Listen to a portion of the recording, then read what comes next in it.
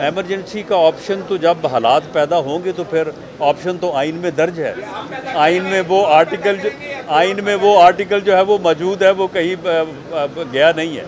Supreme court का फैसला जो है इस अंदाज से होना चाहिए, सिर्फ इंसाफ होना नहीं चाहिए, इंसाफ होता नज़र आना चाहिए। इलेक्शन जो है वो मुल्क में एक वक्त में होने चाहिए। ये 2 असम्बलियों के इलेक्शन पहले और 3 के बाद में ये मुल्क को सियासी बहरान, अफरा तफरी और अनारकी की तरफ धकेलेंगे। बाकी अदालती बहरान जो है इसकी बुनियाद भी उसकी फितना और फसाद पे मबनी सियासत ही है। वो करते हैं कि आज अदालत उज़्मा से ऐसा फ़ैसला जो मुल्क को सियासी बहरान से निकाले और मामलात को बेहतर अंदाज से आगे बढ़ाए, ऐसा फ़ैसला होना चाहिए। और 3 रुकनी बेंच जिसके मुतल्लक कल पाकिस्तान ने और लॉ मिनिस्टर ने पार्लियामेंट में हुकूमत का मौक़िफ़ जो है वो बड़ी सराहत के साथ और वजाहत के साथ जो है वो पेश किया है। हमारा आज भी वही मौक़िफ़ है, लेकिन हम उम्मीद जो है वो बेहतरी की रखते हैं कि सेंस प्रीवेल होगी और मुल्क को इस बहरान से, क्योंकि सियासी बहरान जो है वो तो एक फितने ने, जिसका नाम इमरान खान नियाज़ी है, उसने बड़ी मेहनत से पिछले 10 साल में जो है वो पैदा किया है। और जब सियासी तौर पे अदम इस्तेहकाम हुआ तो मुआशी तौर पे भी जो है वो बहरान का शिकार हुआ मुल्क, और उसके लिए IMF का मुआहदा और पिछले 4 साल में जो पॉलिसियाँ उन्होंने अपनाई वो बुनियादी वजह है। और अब आके अदालती बहरान जो है इसकी बुनियाद भी उसकी फितना और फसाद पे मबनी सियासत ही है कि किस तरह से उन्होंने पिछले 1 साल में कभी लॉन्ग मार्च, कभी एहतजाज, कभी इस्लामाबाद का घिराव, कभी जो है वो इंसानों का समुद्र लाने की बात, और जब इन चीज़ों में नाकाम हुए तो फिर उन्होंने आगे असम्बलियाँ जो है वो तोड़ दी। हमारा ये मौक़िफ़ जो है ये इस वक्त पूरी कौम की आवाज़ है, बार्स की आवाज़ है कि इस मामले का फ़ैसला जो है वो फुल कोर्ट के ज़रिए से किया जाए और इलेक्शन जो है वो मुल्क में एक वक्त में होने चाहिए। ये 2 असम्बलियों के इलेक्शन पहले और 3 के बाद में ये मुल्क को सियासी बहरान, अफरा तफरी और अनारकी की तरफ धकेलेंगे। इलेक्शन जो है वो जो आइन में स्कीम दी गई है उसके मुताबिक केयर टेकर सेटअप के तहत जो है वो तमाम असम्बली के इलेक्शन जो है वो एक ही मरतबा होने चाहिए, फ्री होने चाहिए, फेयर होने चाहिए। और सुप्रीम कोर्ट का फ़ैसला जो है इस अंदाज से होना चाहिए, सिर्फ इंसाफ होना नहीं चाहिए, इंसाफ होता नज़र आना चाहिए।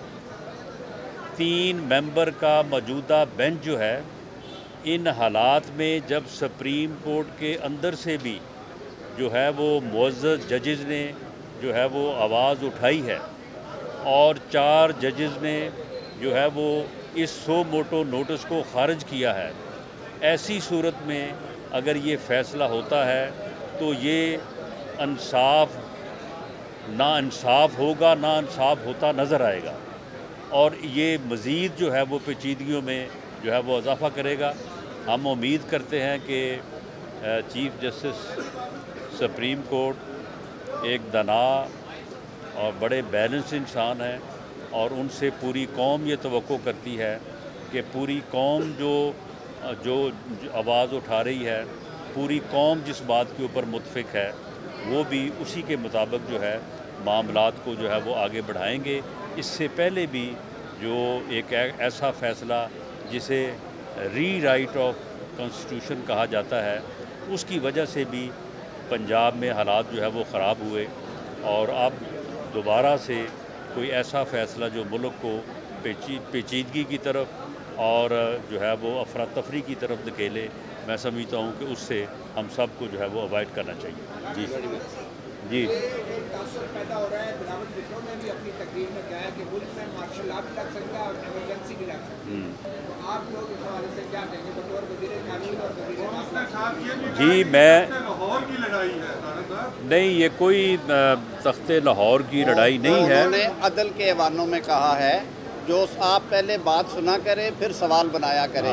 आप तनाजुर में देखें, उन्होंने कहा है कि बेंच सारे सूबों के जजेस का होना चाहिए और सिर्फ एक सूबे से सारे जजेस को नहीं बैठना चाहिए। ये लग ये रहे जैसे तख्ते लाहौर है। और दूसरी बात जो आपने कही, हम खुद जमहूरियत को मानने वाले हैं, हमने खुद बड़ी कुर्बानियाँ दी हैं। राना साहब आपके सामने हैं कि मुशर्रफ की आमरीत में और इवन उससे पहले ज़ियाउल हक की आमरीत में बतौर स्टूडेंट रहनुमा इन्होंने जेलें भी काटी और सौकतें भी बर्दाश्त की। और पिछला जो सिविल मार्शल लॉ मैं उसे कहूँगा जो पिछले 3.5 साल थे, उसमें भी जो लोगों के साथ हुआ, लेकिन इंशाअल्लाह उल अज़ीज़ हम पूरी ताकत के साथ खड़े होंगे।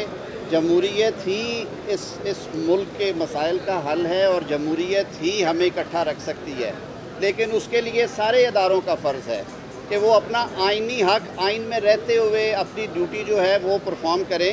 कल हमने पार्लियामेंट के फ्लोर पे भी कहा, आज वज़ीर दाखिला में भी वही बात की कि इदारे जो हैं वो इज्तमाइयत से, कलेक्टिव विज़डम से चलते हैं, ना कि किसी एक शख्स के अहकामात के ताबे होते हैं। तो हम ये उम्मीद रखते हैं कि इस नाजुक मरहले पे जबकि मुल्क एक सियासी और आइनी बहरान के धाने पे खड़ा है, सुप्रीम कोर्ट भी इस मसले को कलेक्टिव विज़डम के साथ, इज्तमाई सोच के साथ आगे बढ़ाए और इसका हल निकाले, ना कि जो तासुर दिया गया है सुप्रीम कोर्ट के अपने अहकामात में वन मैन शो का या एक मुख्तसर बेंच का। 15 जजेस की मोअज़्ज़ज़ अदालत में अगर 3 रुकनी बेंच इतने अहम फ़ैसले का दोबारा फ़ैसला करना चाहे, जो पहले यही खड़े हो के मैंने बात की थी कि ये प्रोसीडिंग्स 4-3 के साथ खारिज हो चुकी हैं, तो ये बहुत बड़ा सवालिया निशान होगा। बहुत शुक्रिया, हमने थोड़ी सी मुशावरत करनी है। देखें, ये मतीउल्ला साहब आपने जो बात की है, देखें इसमें एक स्पेस या एक जवाज़ जो है वो बनता है कि जिसके ऊपर बिलावल भुट्टो ज़रदारी साहब ने जो है वो बात की है कि आखिर हर फैसले में यही क्यों। और फिर दूसरी बात यह है कि अगर उनका तल्लक जो है वो पाकिस्तान के एक सूबे से या एक शहर से है, तो जो फुल बेंच की जो डिमांड आ रही है और वो डिमांड हर तरफ से आ रही है, वो सियासतदान भी कर रहे हैं, पार्टीज़ कर रही हैं और बार्स कर रही हैं और बार्स की जो मेजर बॉडीज़ हैं वो कर रही हैं, तो फिर इसमें हर्ज क्या है? अगर ये मुतालबा मान लिया जाए तो ये तमाम जो इस वक्त अदालत के हवाले से बहरानी कैफियत है वो सारी जो है वो बेहतर हो सकती है, ठीक हो सकती है। यही 3 जजेस उस फैसले में भी मौजूद थे जिससे PMLN की गवर्नमेंट बनी है, जो अभी तक चल रही है। आप क्या कहेंगे उस फैसले? ये 3 जजेस उस फैसले में भी मौजूद थे जिसमें जो है वो सारी बार्स और तमाम लॉ नोइंग लोग जो है वो बात कह रहे हैं कि that was amount to rewrite the constitution. उसमें भी यही तीनों जजेस थे। तो मामला ये है कि हमें उनकी ज़ात का एहतराम है, वो मुअज़्ज़ज़ जजेस हैं, वो हमारे लिए बाइस इज़्ज़त हैं, काबिल एहतराम हैं।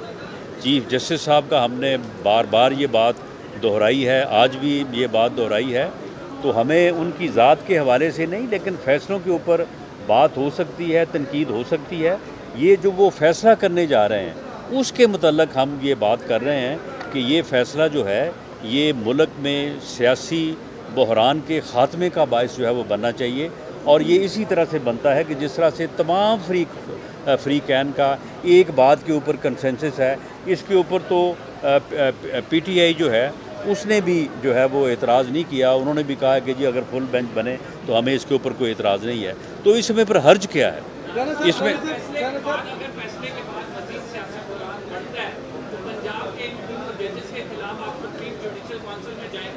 देखें जी, हम ऑन रिकॉर्ड हैं कि हम इस बात की निशानदेही कर रहे हैं। हम इस बात की रिक्वेस्ट हमने कोर्ट रूम के अंदर भी हमारे वकला ने की है, यहाँ पे भी हम कर रहे हैं। लेकिन अगर इससे कोई ऐसी सूरत हाल पैदा होती है जिसकी तरफ आपने इशारा किया है तो फिर कम से कम हम ऑन रिकॉर्ड हैं कि इसके फिर सज़ावार या ज़िम्मेदार जो है वो हम नहीं हैं। बाकी जहाँ तक आपने बात की है रेफरेंस दायर करने की, देखिए रेफरेंस दायर करना जो है वो हर शहरी का एक आइनी हक है, कानूनी हक है। और किसी भी जवाज़ के पैदा होने के बाद हर शहरी जो है वो अपना हक एक्सरसाइज कर सकता है। ये कोई गैर कानूनी या कोई गैर आइनी या कोई अदालत के ऊपर हमले वाली बात नहीं है जिस तरह से बाज़ लोग बात कर रहे हैं। अगर ऐसी सूरत हाल पैदा हुई तो उसके ऊपर पीडीएम और बाकी जमातें जो हैं वो बैठ के कंसेंसस के साथ कोई फैसला करें। एमरजेंसी का ऑप्शन तो जब हालात पैदा होंगे तो फिर ऑप्शन तो आइन में दर्ज है। आइन में वो आर्टिकल जो है वो मौजूद है, वो कहीं गया नहीं है।